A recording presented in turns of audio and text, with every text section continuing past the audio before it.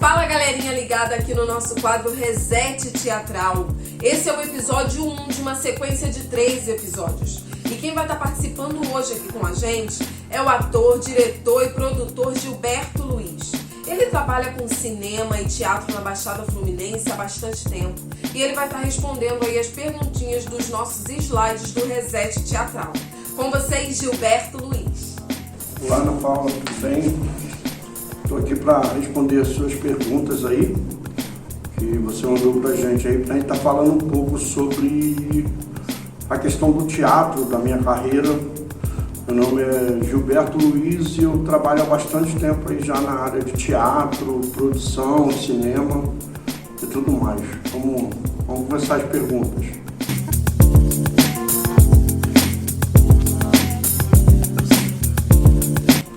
Então, essa vontade de fazer teatro, ela surgiu ainda na época de grupo jovem da Igreja Católica.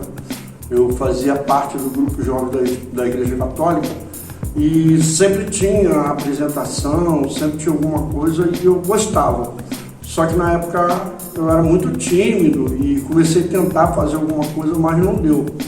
Mas eu lembro da primeira apresentação que eu fui ver, que foi no Cassino, que era uma peça sobre a questão da AIDS, foi quando a AIDS começou mesmo, foi no Ano Internacional de Combate à AIDS, um negócio assim, e eu fui assistir a peça lá de uns amigos do grupo de teatro São Francisco de Assis, na época, e me apaixonei pelo teatro. Eu quis começar a fazer parte daquilo ali, então eu comecei a frequentar as reuniões, comecei a ir nos ensaios, e aí eu ia nas peças, né, e eu ficava como contra-regra. Na época eu nem sabia, mas eu fazia parte de contra-regra, de cenário, né, ia lá, trocava cenário, entrava um, entrava outro. Aí era engraçado que eu convidava alguns amigos para ir ver o espetáculo, e depois eles falavam comigo assim, mas eu não vi você no palco, eu só te via trocando cenário. É mais ou menos isso aí. Então eu comecei, na verdade, como contra-regra a partir de um espetáculo que eu vi. O nome do espetáculo era Solidão de uma Dor e era muito bom o espetáculo, muito bom. Foi assim que eu comecei a me apaixonar pelo meio do teatro, né, a arte cênica.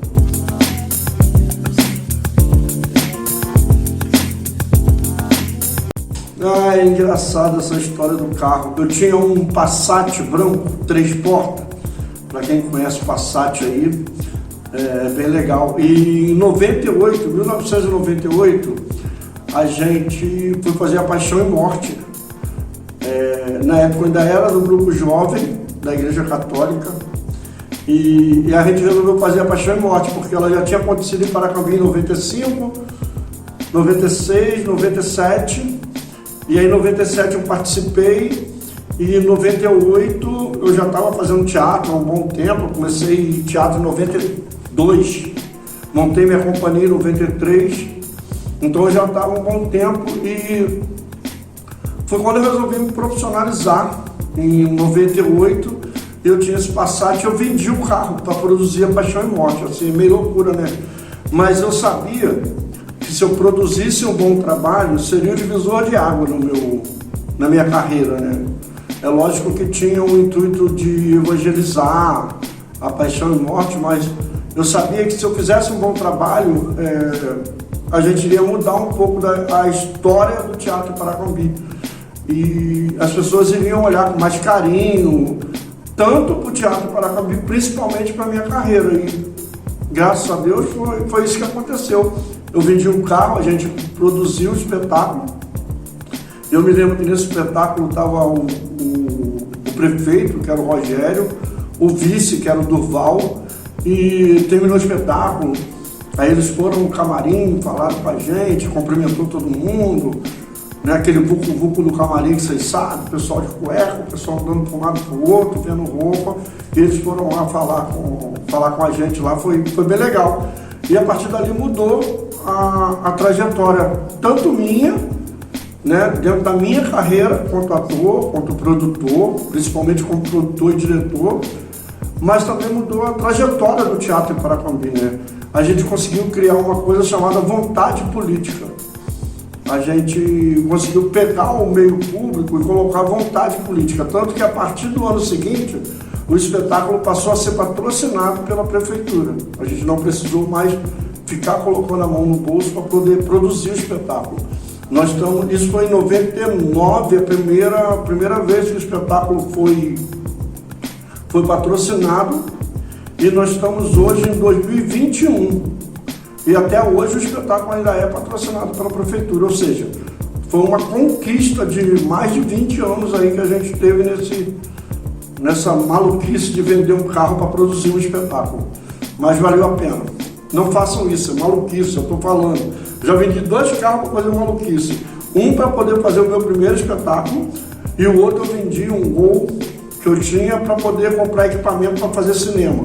Não façam isso, é maluquice, tá? Tenta arrumar patrocinador, tenta arrumar aí uma galera para ajudar vocês, tenta fazer um consórcio, não sei, mas não vendam as coisas para arte. Graças a Deus comigo deu certo, eu apostei, hoje eu estou aí fazendo teatro, fazendo cinema, mas foi meio maluquice vender 2 carros para poder fazer, tem que estar com muita confiança para fazer isso. Vender 2 carros, um para fazer teatro e um para fazer cinema, tem que estar com muita confiança, muita maluquice.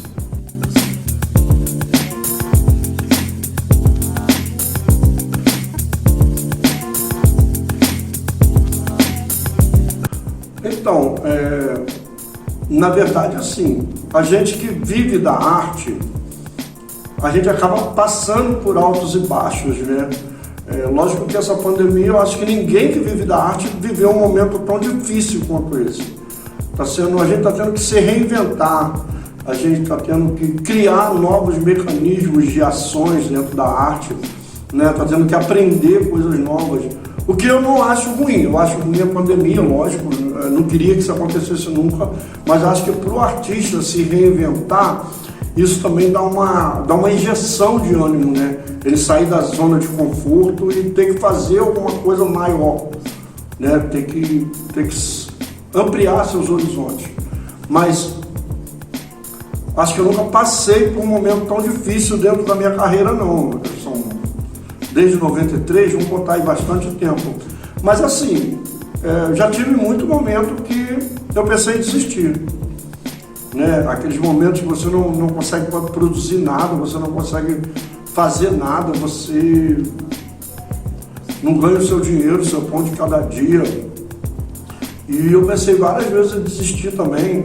E às vezes também eu moro em cidade pequena, né? Moro em Paracambi, para quem não sabe, cidade pequena, às vezes você não tem elenco, às vezes você não tem pessoas que querem trabalhar com teatro, e aí você sozinha é tudo mais difícil, né? E aí sim, a gente passou por vários momentos difíceis, como também já teve vários momentos maravilhosos, mas o acreditar, eu acho que o acreditar é o mais importante. A gente sempre acreditou no trabalho, a gente sempre quis trabalhar, a gente sempre quis fazer. Não adianta você achar que você escolheu fazer teatro, porque não funciona assim.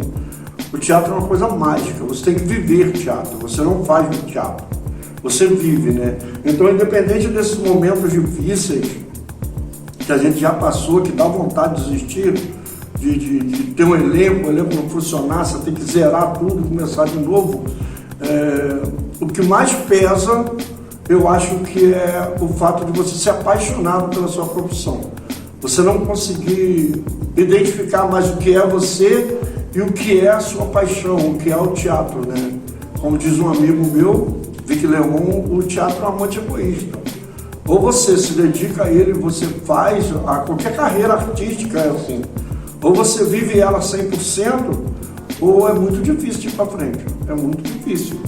E assim, a gente quando não consegue produzir um espetáculo, é como se estivesse desempregado, né? É como qualquer pessoa que perdeu o emprego e tem conta para pagar, a vida lá fora não espera e você tem que correr atrás de um novo trabalho para poder continuar vivendo. Então, assim, eu já tive esse momento de perder meu emprego, né? Não ter nada para fazer é como se perdesse o emprego e ter que ir em frente, né? Você pensa em mudar de profissão? Pensa, mas é mais forte que você. Então você segue em frente.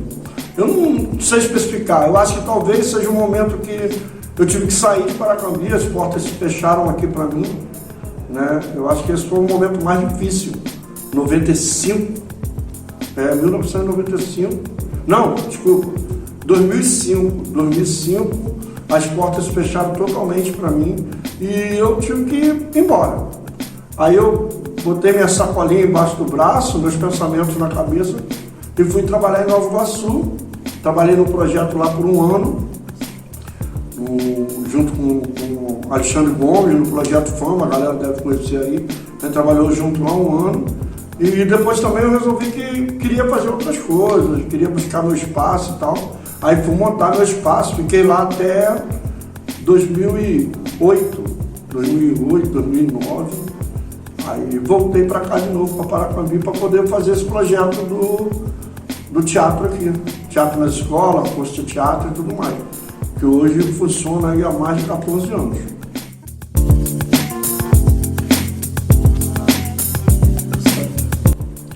Foi complicado sim essa questão da gente entrar em quarentena, né? A quarentena começou em 2020, logo após o carnaval. A gente já estava cheio de projeto, muita coisa para acontecer, espetáculos preparados, formaturas de alunos preparados, né? Que até a formatura seria o Alto da Compadecida. E foi muito difícil, foi um momento muito complicado para o país, né? Acho que o país ele teve uma perda muito grande, o mundo teve uma perda muito grande de pessoas, de trabalho, de tudo. Foi uma perda num contexto geral. Mas uma coisa que aconteceu interessante no meio da pandemia, e agora está acontecendo, se Deus quiser, pós-pandemia, que isso está acabando, acredito que até julho tudo se normalize, pelo menos dentro do possível, vai normalizar um pouco as coisas. Mas eu acho que o maior ganho na classe artística que eu percebi foi a união. A gente percebia antigamente que alguns grupos se uniam, como tem o Baixada de Cena, tem tantos outros coletivos aí que acontecem pelo Brasil afora. Mas eu acho que a pandemia, ela fez a galera se unir mais.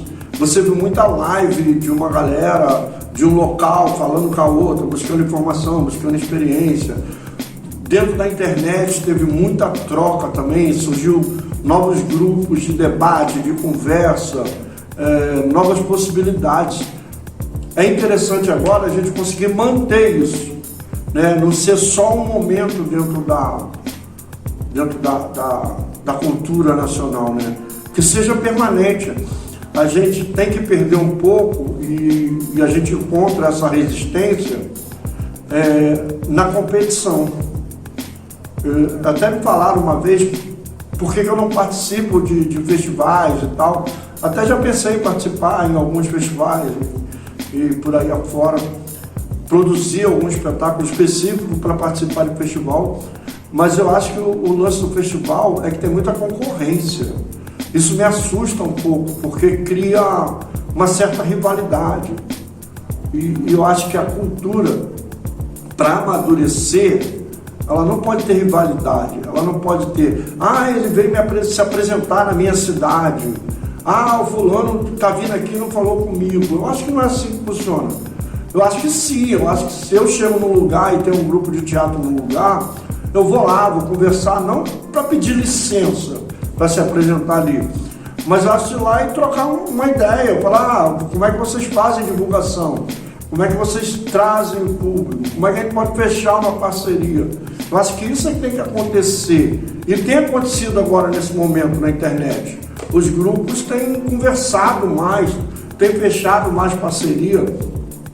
Eu sinto que o coletivo está ficando maior, deixou de ser individualista, porque muitas vezes a gente chega num local para fazer um trabalho e o artista de lá, ele te vê com um olhar crítico, ele não gosta de abrir a cidade dele para outros artistas, quando na verdade isso não movimenta a cultura, isso não fortalece nem ele. O que fortalece a cultura é o fazer cultura. Fazer, criar a vontade, criar a plateia, fazer com que a galera tenha vontade de ir ao teatro. E quanto mais trabalho diferente ela vê, mais vontade ela vai ter de assistir os espetáculos, de buscar o cinema, de buscar a arte plástica, de buscar a música, a dança, porque ela quer ver coisa nova. Quando a gente é a única pessoa de uma cidade que faz cultura, eu estou falando porque eu vivo no interior, sei como é isso, as pessoas elas acabam achando que teatro ou que a arte num contexto geral é mesmice. Ah, é a mesma coisa, a gente vem aqui é a mesma coisa. Não é. É porque cada grupo tem um estilo e ele trabalha dentro daquele estilo. Então acaba sendo mais do mesmo às vezes. Poucos grupos se reinventam, poucos grupos saem da normalidade do que ele faz, né? Da paginação que ele tem do espetáculo que ele realiza, para colocar uma coisa nova, para trazer uma coisa nova. Ele já tem ali o estilo, né? Ele já tem ali o estilo dele formado, a roupagem do espetáculo dele é aquela. Mas quando você traz uma coisa nova, você cresce, porque você vai ver uma coisa diferente e o público também cresce, porque o público vai ver uma coisa diferente e fala, caramba, que legal isso, eu nunca tive essa perspectiva do teatro e tal. Então, assim, eu acho que essa soma já deveria acontecer há muito tempo. É eu convidar a galera para vir a Paracambi, a galera convidar o pessoal de Paracambi para ir a Mendes e por aí afora, em várias cidades, né? Fazer essa abertura, esse intercâmbio, e eu acho que acontece muito pouco. Talvez eu não sei mais para o Rio, porque é tudo muito individual, mas a gente que vive Baixada, a gente que vive região serrana, que a gente, Paracambi transita nessas duas cidades, eu acho que falta muito isso, né? Essa pegada do coletivo, fazer o coletivo. E a pandemia, ela trouxe isso. Ela trouxe muito bate-papo, ela trouxe muita troca dentro da internet. Para que as pessoas conhecessem o trabalho um do outro, contassem a história um do outro. Eu nem sei muito de entrevista, eu acabei dando algumas entrevistas também, mas é legal isso.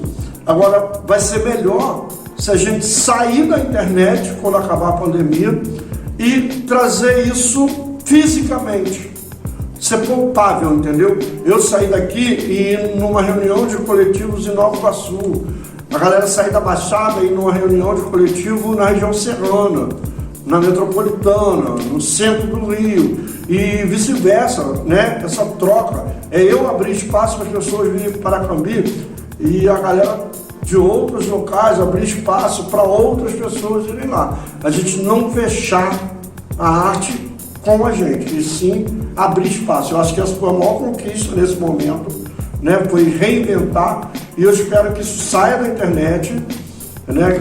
Saia do online e passe a ser presencial, passe a ser uma coisa física. Eu acho que aí a cultura vai crescer muito mais do que já vem crescendo.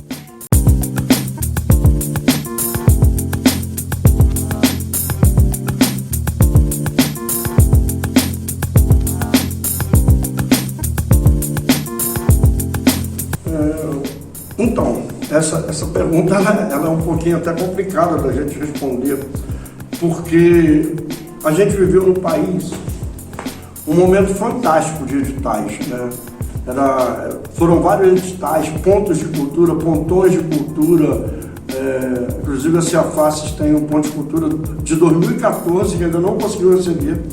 É tanta coisa que aconteceu nesse período, a gente ainda não conseguiu receber, até porque envolve muita coisa que a gente não consegue entender, e às vezes quando estava para pagar, a gente financeiramente estava bugado e não conseguia tirar todas as certidões que são caríssimas. Acho que existe uma certa burocracia que poderia ser desburocratizada, né? Mas isso aí faz parte, eu acho que com o tempo e com o aprendizado a gente vai conseguir superar essas coisas. Mas assim, eu acho que foi fundamental para a cultura esse momento da lei. Essa lei ela foi uma coisa incrível, porque a galera estava no sufoco, A gente presenciou vários artistas que vivem da arte, o cara só tem aquilo para viver, para comer, para dar de alimento para a família, passando necessidade mesmo, de fazer cesta básica, de passar chapéu, de tentar ajudar essa galera. Foi um ano, basicamente, a pessoa sem ter de onde tirar o sustento da família. E as contas, a barriga ronca. As contas, elas não param. A pandemia para tudo, mas as contas estão aí, a gente tem que pagar sim. Não tem como você fazer, né? A pandemia não atinge o financeiro, ela só atinge a gente. Então, tinha muito artista vivendo um momento muito difícil. A lei, a Audi Black, ela veio para mudar um pouco, para ajudar um pouco nessa realidade. Ela deu um fôlego, né? Ela reestruturou. A gente não sabe hoje até quando vai a pandemia. Eu faço na minha mente que até julho, com a vacina chegando, com tudo que está acontecendo aí, eu acho que até julho.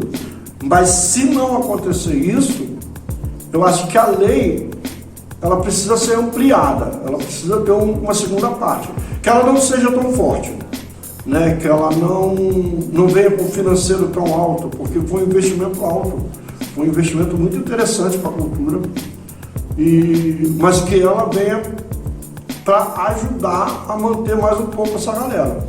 Ela não pode parar aí, vem, dá uma sobrevida e depois para. O ideal é que a gente normalize as atividades. E assim, na minha opinião, o que vai mudar o rumo da cultura, o que vai fazer a cultura voltar a crescer, é a partir desse momento, a partir da lei, que reabra os editais, que facilite a captação de recursos. A gente hoje tem uma captação de recursos muito profissional. Eu sempre falo isso, porque a gente se inscreve em edital. É difícil, a gente já ganhou alguns, mas é difícil. Porque a gente que é produtor do interior, eu estou falando nem de mim não, estou falando do senhorzinho que faz artesanato, do grupo que acabou de se formar num negócio de teatro, num curso de teatro, e está começando o projeto dele. Captar recursos é muito difícil, porque a gente compete com profissionais. São pessoas que estudaram, que se prepararam, que só fazem isso, só escrevem projetos para editais. As pessoas, elas estão preparadas. Então, para elas captarem o recurso, ela tem maior facilidade. Ela tem muita facilidade de captar recurso hoje dentro de um edital. Muita. Porque ela se preparou para isso. Não estou dizendo que os outros não têm que se preparar. O que eu estou dizendo é que às vezes não tem como se preparar. Não tem a ferramenta, não tem a busca, não tem como descer, fazer um curso, fazer uma faculdade de projetos. Não tem. E aí essas pessoas que fazem a cultura no interior, que fazem a cultura simples, elas nunca vão ser atingidas pelos editais. Eu acho que talvez tem que se criar um mecanismo para atingir essas pessoas também. É o que eu falei, eu já passei edital, às vezes a gente ganha edital. Mas eu estou dizendo às pessoas que têm total dificuldade de escrever um edital. Ela sabe fazer cultura, ela sabe produzir cultura, ela faz um trabalho maravilhoso, mas não sabe colocar isso no papel para ganhar um edital. E aí as pessoas acabam não sendo atingidas. Eu acho que tinha que repensar isso. Quando a gente acompanha edital, como eu acompanho, quem ganha são sempre as mesmas pessoas. Não é que eu acho que tenha facilidade, não. Eu acho que só essas pessoas estão preparadas mesmo para ganhar edital. Elas se prepararam e estão ganhando. Mas a gente tinha que, quando a gente fala de acessibilidade, quando a gente fala de descentralizar, a gente tem que pensar no mecanismo para que essas pessoas que não conseguem escrever edital, mas que fazem cultura, para que elas também sejam beneficiadas no edital. E assim, essas pessoas foram as mais atingidas dentro da pandemia. Porque são as pessoas que, se ela não for para o palco se apresentar, se ela não for para o bar tocar, Se ela não for fazer a venda do artesanato, ela ganha dinheiro como? E ela não tem uma saúde financeira como tem os grandes captadores de recursos. Então, se a gente não tiver um olhar, é lógico que é o que eu estou falando. O edital da lei, Aldir Blanc, ele facilitou essa galera. Tem uma galera aí que, basicamente, todo mundo que se inscreveu foi aceito, né? Basicamente, todo mundo que se inscreveu foi contemplado. Mas porque tinha propósito de contemplar todo mundo. Mas, eu não vou citar nome, porque fica muito estranho você citar nome. Mas você tem grupos que estão aqui, que têm patrocínios de grandes empresas, que são patrocínios de milhões, que vêm para concorrer num edital de 30 mil, que poderia beneficiar uma pessoa que é do interior e que não ganha nada, que nunca passou no edital. Eu acho que tinha que ter um sistema que equilibrasse as coisas. Eu acho que falta equilíbrio. Eu acho que falta uma vontade de contemplar quem realmente faz cultura e não contemplar os profissionais da cultura. Fica só aqui uma coisa, um desabafo que eu sempre quis falar, eu sempre pensei isso, né? Já vi gente que já se inscreveu em mais de 100 edital, não consegue ganhar porque não consegue se encaixar, não consegue atender todas as demandas que o edital exige de cada pessoa, né? Bom, aí é técnico, só estou falando o que eu penso, deixa rolar. E assim, eu acho que o que vai fazer a cultura voltar a alavancar, voltando aqui à pergunta, é justamente editais. Eu acho que a gente não pode parar com os editais, a gente não pode achar que saiu esse edital da lei, a galera foi contemplada nesse momento, ganhou um fôlego e vai conseguir seguir em frente. Eu acho bem difícil. Quem não é estruturado, eu acho bem difícil. Eu acho que tem que se ir criando mais editais, mais mecanismos, que talvez não seja um financeiro tão grande, mas que consiga fazer essa galera andar. E aí voltar essa engrenagem a circular, para quando a pandemia acabar, a gente poder voltar à atividade, tá todo mundo ali no fôlego, tá todo mundo em atividade. Eu acho que muita gente parou de fazer cultura nesse momento, está fazendo outra coisa, está trabalhando com outra coisa, e se não houver ainda mais incentivos, essa galera não volta para a cultura. Eu acho que essa galera, a gente vai ter uma perda muito grande de artistas, de fazedores de cultura de verdade. Eu acho que a gente vai perder muita gente boa, né? Uma galera que faz a cultura movimentar, que faz a cultura ser linda, a simplicidade da cultura, né? Não a complexidade. A gente vive momentos muito complexos dentro da cultura, mas a gente não pode perder essa simplicidade, entendeu? A inocência, né? Ou às vezes a gente fala de profissional. Ele é profissional, ele é amador. Eu acho que o amadorismo, muitas vezes, ele contribui mais para a cultura, principalmente para a formação de plateia, do que o profissionalismo, que é muito técnico, é muito para artista para artista. É o que eu falei de festivais, né? A gente vai no festival e a gente sente que é artista para artista. A pessoa faz um espetáculo para o juiz, não faz um espetáculo para o público, para o povão, para buscar aquela galera que nunca foi no teatro, para fazer ele se encantar, porque muitas vezes os espetáculos são complexos. Então, quem faz essa galera tomar gosto pelo teatro é o amador. É o cara que bota uma comédia, é o cara que bota uma coisa engraçada, é um cara que faz um drama, mas sem muita técnica, muita coisa. A simplicidade conquista pessoas simples. A complexidade conquista pessoas técnicas. Eu acho que é um pouco isso aí. E se a gente não cuidar nesse momento da simplicidade, dos amadores, né, que vivem do teatro, mas são amadores, a gente perde muita gente boa que faz cultura hoje.